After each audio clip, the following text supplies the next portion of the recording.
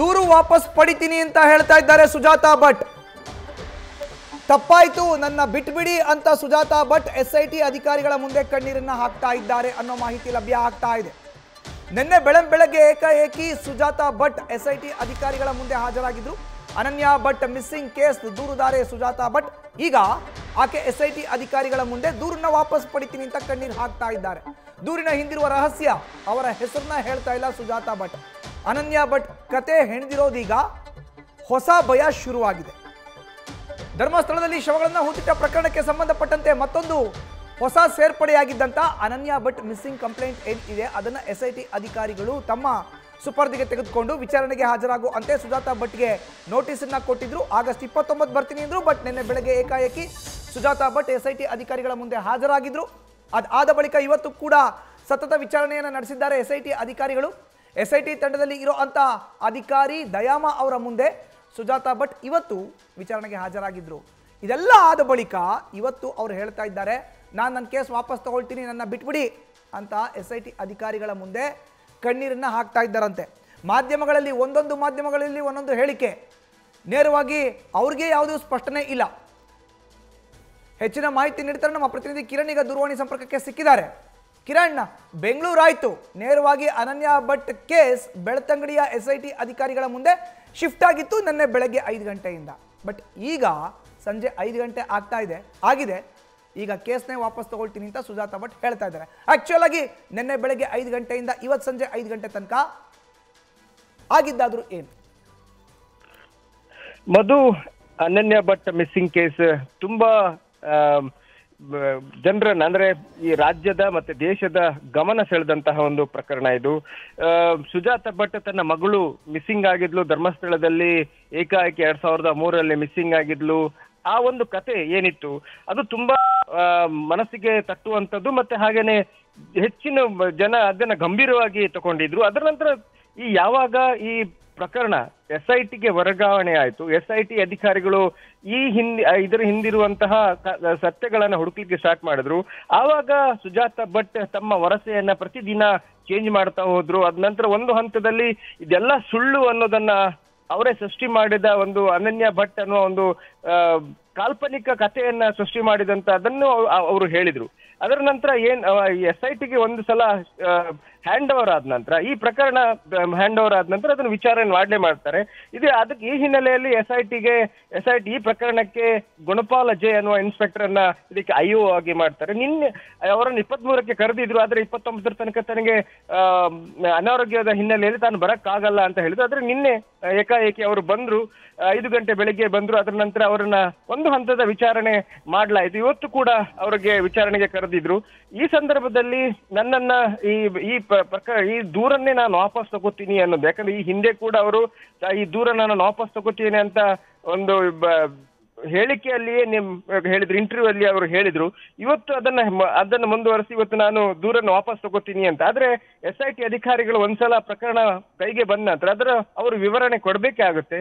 ಈ ಹಿನ್ನೆಲೆ ಅವರ ವಿಚಾರಣೆಯನ್ನ ಮುಂದುವರೆಸ್ತಾರೆ. ಈ ನಡುವೆ ಅವರು ಕಣ್ಣೀರು ಹಾಕಿದ್ದಾರೆ ಅನ್ನೋ ಒಂದು ಮಾಹಿತಿ ಬರ್ತಾ ಇದೆ. ಹಾಗೇನೆ ಏನೆಲ್ಲ ನಡೆದಿದೆ, ಯಾರೆಲ್ಲ ಇದರ ಹಿಂದಿದ್ದಾರೆ, ಇದು ಯಾಕೆ ಸೃಷ್ಟಿ ಆಯ್ತು, ಈ ಕಾಲ್ಪನಿಕ ಅಂದ್ರೆ ಅನನ್ಯಾ ಭಟ್ ಅನ್ನುವ ಕಾಲ್ಪನಿಕ ಒಂದು ಕ್ಯಾರೆಕ್ಟರ್ ಯಾಕೆ ಸೃಷ್ಟಿ ಆಯ್ತು ಅನ್ನೋದು ಈಗ ಅವರು ಹೇಳ್ತಾ ಇರುವಂತದ್ದು. ಇನ್ನು ಕೆಲವು ಹೊತ್ತಿನಲ್ಲಿ ಅವರ ವಿಚಾರಣೆ ಮುಗಿಯುವ ಹಂತದಲ್ಲಿದೆ.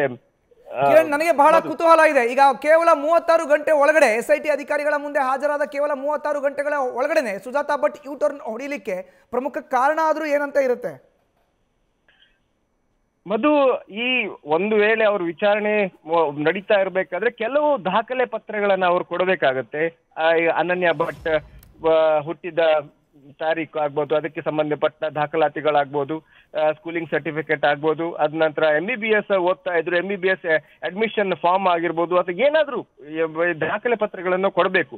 ಆದ್ರೆ ದಾಖಲೆ ಪತ್ರಗಳನ್ನು ಇವತ್ತು ತರ್ತೇನೆ ಅಂತ ಹೇಳಿ ಹೋಗಿದ್ದು ನಿನ್ನೆ.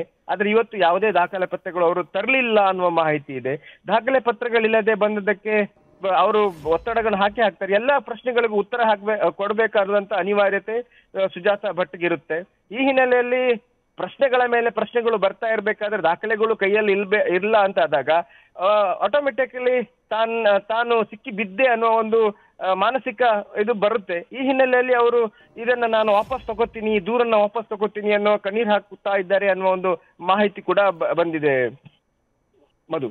ಕಿರಣ್ ನೋಡಿ, ನೇರವಾಗಿ ಬೆಂಗಳೂರಿನಲ್ಲಿ ಮಾಧ್ಯಮಗಳ ಮುಂದೆ ಹೇಳಿಕೆನ ಕೊಡ್ಲಿಕ್ಕಿಂತ ಮುಂಚೆ ಸುಜಾತಾ ಭಟ್ ಅವರ ಹಿನ್ನೆಲೆಯನ್ನ ಕೆತ್ಕೋದಾದ್ರೆ ರಿಪ್ಪನ್ಪೇಟೆ ಟು ದೊಡ್ಡಕಲ್ಸಂದ್ರ, ಅದಾದ ಮೇಲೆ ಬನಶಂಕರಿ, ಹೀಗೆ ಬೇರೆ ಬೇರೆ ಭಾಗಗಳಲ್ಲಿ ಅವರು ವಾಸವನ್ನ ಮಾಡಿದ್ರು. ದಾಖಲಾತಿಗಳು ಮಿಸ್ ಆಗಿರಬಹುದು. ಅನನ್ಯ ಭಟ್ ಓದಿದ್ದು ಧರ್ಮಸ್ಥಳದಲ್ಲಿ ಅಂತಾರೆ, ಮೆಡಿಕಲ್ ಕಾಲೇಜಲ್ಲಿ ಅಡ್ಮಿಷನ್ ಆಗಿತ್ತು ಅಂತಾರೆ. ಒಂದು ವೋಟರ್ ID ಕಾರ್ಡ್ ಆಗಿರಬಹುದು, ಆಧಾರ್ ಕಾರ್ಡ್ ಆಗಿರಬಹುದು, ಯಾವುದೇ ಒಂದು ದಾಖಲಾತಿ ಇಲ್ಲ. ಫೋಟೋ ಕೇಳಿದ್ರೆ ಬೇರೆಯವ್ರು ಹೇಳ್ತಾರೆ ಇದು ಅನನ್ಯ ಭಟ್ ಫೋಟೋನೇ ಅಲ್ಲ ಅಂತ, ಬಟ್ ಸುಜಾತಾ ಭಟ್ ಹೇಳ್ತಾರೆ ಇದು ಅನನ್ಯ ಭಟ್ದೇ ಫೋಟೋ ಅಂತ.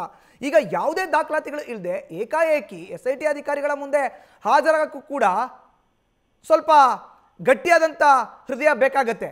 ಆದರೆ ಎಲ್ಲೋ ಒಂದು ಕಡೆ ಈಗ ಸೂತ್ರಧಾರಿಗಳ ಭಯ ಕೂಡ ಎಲ್ಲೋ ಒಂದು ಕಡೆ ಸುಜಾತಾ ಭಟ್ನ ಕಾಡ್ತಾ ಇದೆ. ಹೀಗಾಗಿ ಅವರು ಕೇಸ್ನ ವಾಪಸ್ ತಗೊಳ್ತೀನಿ ಅಂತ ಹೇಳಿರ್ಬೋದಲ್ವಾ?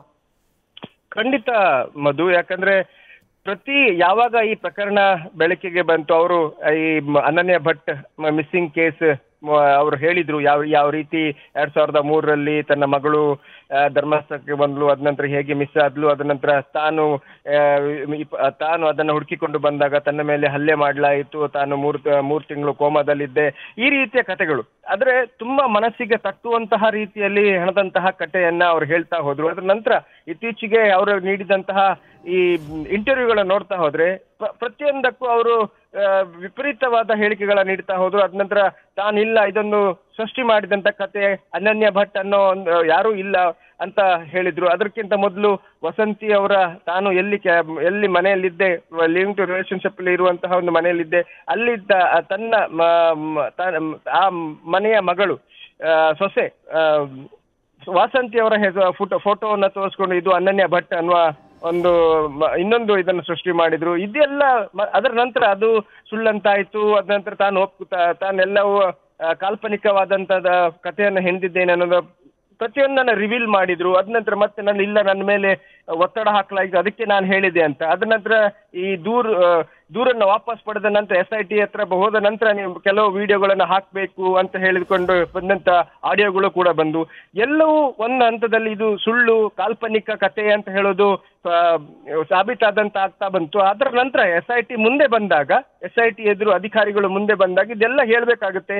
ಯಾಕೆ, ಏನು, ಯಾರು ಸೃಷ್ಟಿ ಮಾಡಿದ್ದು, ಯಾಕೆ, ಅದ್ರ ಹಿಂದಿದೆ ಯಾರಿದ್ರು, ನೀವು ಇಡೀ ರಾಜ್ಯದ ಜನತೆಗೆ ಈ ಒಂದು ಪ್ರಕರಣದ ಬಗ್ಗೆ ಸಾಕಷ್ಟು ಕುತೂಹಲ ಇದೆ. ನೋಡಿ, ಮಾಸ್ಕ್ ಮ್ಯಾನ್ ಅನಾಮಿಕ ದೂರನ್ನ ಕೊಟ್ಟ ಬಳಿಕ SIT ರಚನೆ ಮಾಡ್ತು ರಾಜ್ಯ ಸರ್ಕಾರ. ಆತನ ಹೆಸರು ರಿವೀಲ್ ಆಯ್ತು, ಆತ ತೋರಿಸಿದ ಜಾಗ ಎಲ್ಲನೂ ಅಗದಿದ್ದಾಯ್ತು. ಈಗ ಆತನ ಬಂಧನ ಆಗಿದೆ. ಆತ ಕಟ್ಟಿದ್ದು ಕಟ್ಟು ಕತೆ ಅನ್ನೋದು ಎಲ್ಲೋ ಒಂದು ಕಡೆ ಮೇಲ್ನೋಟಕ್ಕೆ ಸಾಬೀತಾಗ್ತಾ ಇದೆ. ಅದರ ಬಗ್ಗೆ SIT ಅಧಿಕಾರಿಗಳು ಪರಿಶೀಲನೆ ನಡೆಸ್ತಾ ಇದ್ದಾರೆ. ಈಗ ಒಂದು ವೇಳೆ ಏನಾದರೂ ಸುಜಾತಾ ಭಟ್ ಕೂಡ ಇದೇ ರೀತಿಯ ಕಟ್ಟು ಕಥೆಯನ್ನ ಕಟ್ಟಿದ್ದೆ ಆದರೆ ಸುಜಾತಾ ಭಟ್ ಅವರ ಫ್ಯೂಚರ್ ಏನಾಗುತ್ತೆ ಈ ಒಂದು ಪ್ರಕರಣದಲ್ಲಿ? ಚಕ್ರವ್ಯೂಹವನ್ನ ಕೇವಲ ಭೇದಿಸೋದು ಮಾತ್ರನೇ ಅಲ್ಲ, ಅದರಿಂದ ಆಚೆ ಬರೋಕ್ಕೂ ಕೂಡ ಮಾರ್ಗವನ್ನ ಹುಡುಕೋಬೇಕಾಗುತ್ತೆ. ಅದರಲ್ಲಿ ಎಲ್ಲರೂ ಕೂಡ ಇವರು ವಿಫಲರಾಗಿದ್ದಾರೆ ಅಂತ ಅನ್ಸಲ್ವಾ? ಖಂಡಿತ ಮಧು, ಯಾಕಂದ್ರೆ ಒಂದು ಚಕ್ರವ್ಯೂಹ ಒಂದಾದ್ರೆ SIT ಅವರ ಪ್ರಶ್ನೆಗಳ ವ್ಯೂಹದಲ್ಲೂ ಸಿಕ್ಕಿಕೊಂಡಿದ್ದಾರೆ. ಯಾಕಂದ್ರೆ ಅಷ್ಟು ಸುಲಭ ಇಲ್ಲ SIT ಅಧಿಕಾರಿ, ಯಾಕಂದ್ರೆ SIT ರಚನೆ ಮಾಡಿದ್ನ ಅದನ್ನ ತುಂಬಾ ಸೀರಿಯಸ್ ಆಗಿ ಅಧಿಕಾರಿಗಳು ತಗೊಂಡಿರುವಂತದ್ದು. ಯಾಕಂದ್ರೆ ಇದು ತುಂಬಾ ಗಂಭೀರವಾದ ಪ್ರಕರಣ ಕೂಡ, ಈ ದೇಶ ಗಮನ ಸೆಳೆದಂತಹ ಒಂದು ಪ್ರಕರಣ. SIT ಅಧಿಕಾರಿಗಳು ಅಷ್ಟೇ ಜವಾಬ್ದಾರಿಗಳಿರ್ತವೆ. ಯಾಕಂದ್ರೆ ಒಂದೇ ಒಂದು ಸುಳ್ಳು ಮಾಹಿತಿ ಅಥವಾ ಸುಳ್ಳು ಅದನ್ನ ಅವ್ರು ಒಪ್ಕೊಳ್ಳಿಕ್ಕೂ ರೆಡಿ ಇರೋದಿಲ್ಲ. ಆ ತರದ ತನಿಖೆ SIT ಅಧಿಕಾರಿಗಳು ಮಾಡ್ತಾ ಇದ್ದಾರೆ. ಎಲ್ಲೂ ಕೂಡ ಯಾವುದೇ ಲೂಪ್ ಹೋಲ್ಸ್ ಆಗ್ಬಾರ್ದು, ಯಾವುದೇ ಕಾನೂನಾತ್ಮಕ ತೊಡಕುಗಳು ಬರಬಾರ್ದು, ಆಕೆನೆ ಮುಂದೆ ಪ್ರಶ್ನೆಗಳು ತಮ್ಮ ತನಿಖೆಯ ಮೇಲೆ ಪ್ರಶ್ನೆಗಳು ಏರ್ಬಾರ್ದು ಅನ್ನುವ ರೀತಿಯಲ್ಲಿ ಅವ್ರು ತನಿಖೆ ಮಾಡ್ತಾ ಇದ್ದಾರೆ. ಮತ್ತೆ ಈ ಎಲ್ಲಾ ಒಂದು ಪ್ರಶ್ನೆಗಳ ವಿಚಾರಣೆ ವೇಳೆ ಬರೆದಂತಹ ಸತ್ಯಗಳನ್ನ ಅವರು ದಾಖಲೀಕರಣ ಕೂಡ ಮಾಡ್ತಾ ಹೋಗ್ತಾರೆ. ಹಾಗೆ ದೂರುದಾರ ಇರಬಹುದು ಅಥವಾ ಸುಜಾತಾ ಭಟ್, ಇವರಿಬ್ರು ಈಗ ಒಂದು ಹಂತದಲ್ಲಿ ಚಕ್ರವ್ಯೂಹದಲ್ಲಿ ಸಿಕ್ಕಿಕೊಂಡಿದೆ. ಅದನ್ನ ಹೊರಗೆ ಬರುವಂತಹ ದಾರಿ ಕಾಣಿಸ್ತಾ ಇಲ್ಲ. ಯಾಕಂದ್ರೆ ಕಾನೂನಾತ್ಮಕ ಅವರ ಮೇಲೆ ಕ್ರಮಗಳು ಆಗುವಂತ ಎಲ್ಲಾ ಸಾಧ್ಯತೆಗಳು ಇದಾವೆ. ಧನ್ಯವಾದ ಕಿರಣ್ ನಿಮ್ಮ ಮಾಹಿತಿಗೆ. ನ್ಯೂಸ್ ಫಸ್ಟ್, ನಿರ್ಭೀತಿಯಿಂದ ನಿಮ್ಮ ಪರವಾಗಿ.